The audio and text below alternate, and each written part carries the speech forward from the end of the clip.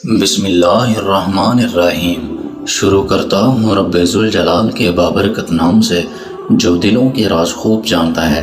تمام ناظرین کو مہک آف اسلام چینل میں دل کی گہرائیوں سے خوش آمدید اور محبتوں بھرا السلام علیکم۔ تمام ناظرین یہ تحریر پڑھیے گا ضرور اور سنیے گا بھی ضرور، مزہ نہ آئے تو پھر کہنا۔ تمام ناظرین، ہماری تاریخ میں بہت بڑا خوبصورت نام حضرت عبداللہ بن زید رحمۃ اللہ علیہ کا ہے۔ آپ نے ساری زندگی نکاح نہیں کیا، جوانی گزر گئی، بڑھاپا آیا۔ ایک دن بیٹھے حدیث مبارکہ پڑھ رہے تھے تو اس میں نبی کریم صلی اللہ علیہ وسلم کا فرمان پڑھا، جس کا مفہوم یہ تھا کہ جنت میں کوئی اکیلا نہیں ہوگا۔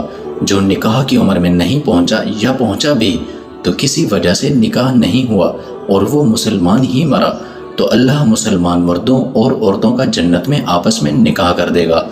جب یہ حدیث مبارکہ پڑھی تو دل میں خیال آیا کہ یہاں تو نکاح نہیں کیا تو جنت میں ہونا ہی ہونا ہے، تو جنت میں میری بیوی کون ہوگی؟ دعا کی کہ یا اللہ مجھے دکھا تو صحیح جنت میں میری بیوی کون ہے۔ پہلی رات دعا قبول نہیں ہوئی، دوسری رات بھی دعا قبول نہیں ہوئی، تیسری رات دعا قبول ہو گئی۔ خواب میں کیا دیکھتے ہیں؟ آپ نے پوچھا یار یہ تو بتاؤ یہاں کوئی میمونہ ولید رہتی ہے؟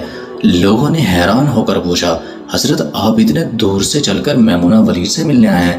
آپ نے فرمایا کیوں، اس سے کوئی نہیں مل سکتا؟ نہیں حضور وہ دیوانی ہے، لوگ اسے پتھر مارتے ہیں۔ حضور نے پوچھا کیوں مارتے ہیں؟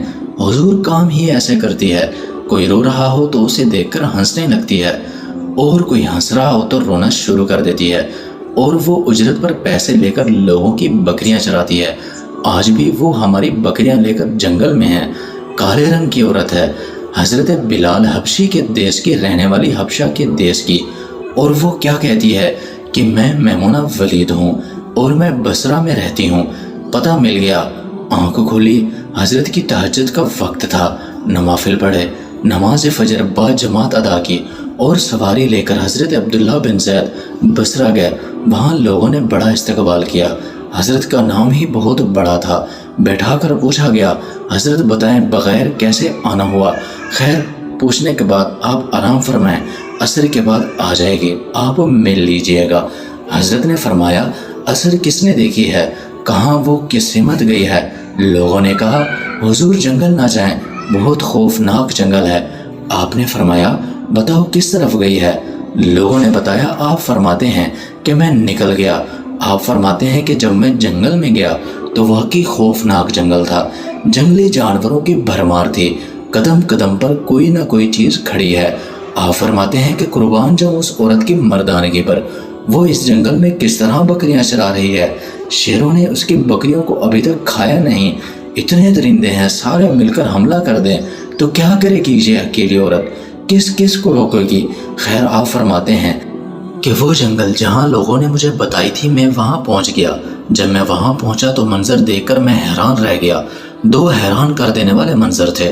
پہلا میمونہ ولید بکریاں نہیں چرا رہی تھی بلکہ اس جنگل میں جائے نماز بچھا کر نوافل پڑھ رہی تھی۔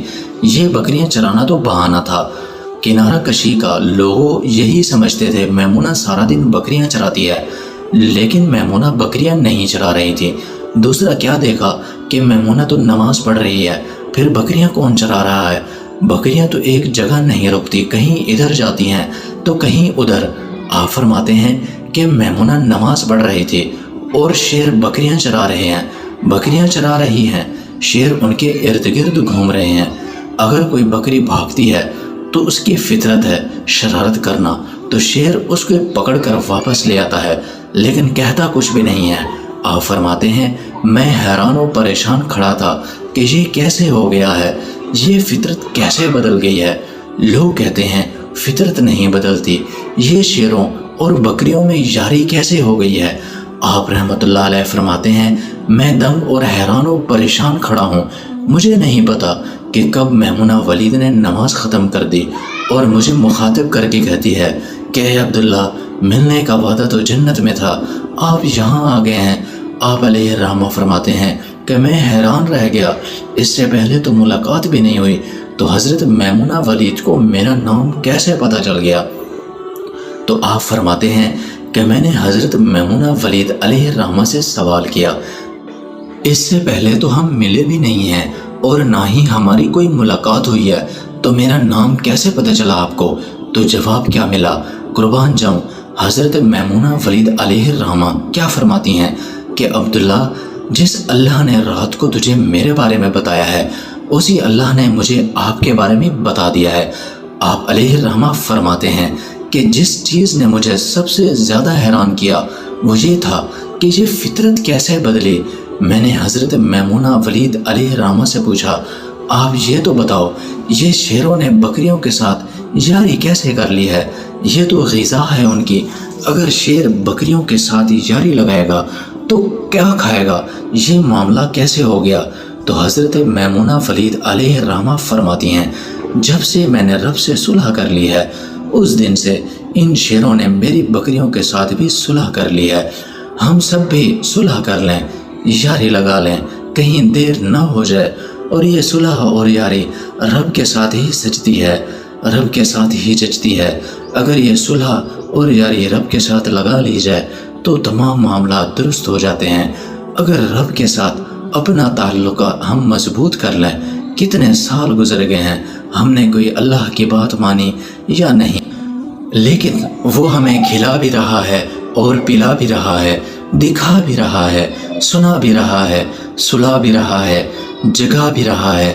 نماز پڑھیں، اللہ کی یاد میں زندگی بسر کریں، یہی حقیقی زندگی ہے۔ تو تمام ناظرین، اگر آپ کو یہ موضوع ہمارا اچھا لگا ہو تو ہمارے چینل کو لائک اور سبسکرائب ضرور کر لیں۔ یہی زندگی ہے، مختصر سی زندگی ہے۔ اگر اس میں اپنا جیون ساتھی چننا ہے تو وہ چنیں جس نے اللہ کی رضا کو اپنی رضا سمجھ لیا ہو۔